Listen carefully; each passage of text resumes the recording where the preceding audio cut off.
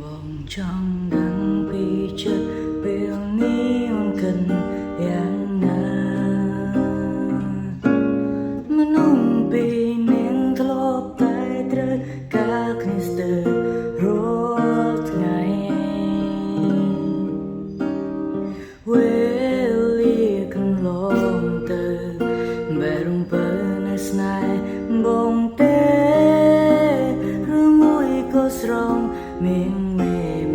គេហើយបើអោចិនសុំពើមិនវិចារប្រាប់ត្រង់